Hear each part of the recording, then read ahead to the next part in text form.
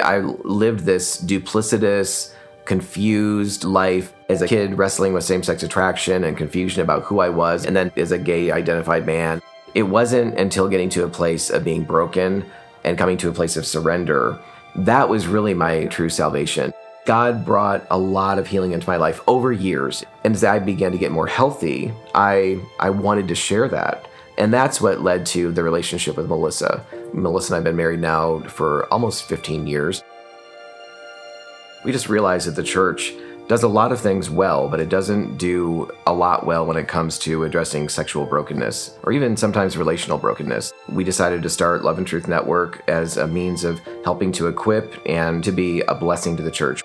We want to come alongside of leaders who simply want to really effectively minister in these areas. What I grew up in was a very legalistic and fundamentalist church that was heavy on truth, but very light on compassion and love and grace. And what that wound up developing in me is a sense that God is a slave master that demands we love him. But then on the other hand, what we have, I think, are churches that have reacted and the pendulum has swung in the opposite direction. And so now we have churches that seem to be really loving, seem to be very affirming and really blessing people and all of that. But unfortunately, what they wind up doing oftentimes is blessing people in their sin.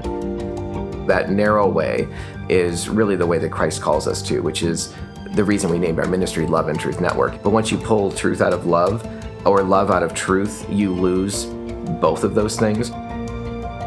Surrender is really rooted in choosing to believe. But when it comes to actually repenting and pursuing Christ, it's this cooperation with God as opposed to this switch that we can flip on anytime we feel like it. The thing that I really love doing most is going out and meeting with people who are leading churches and involved in discipling other people. Oftentimes what I find is they themselves are dealing with a sexual addiction and oftentimes living this miserable double life.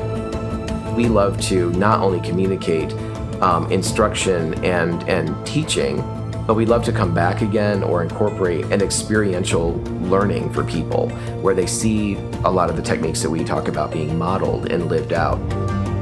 Absolutely, change can and does happen.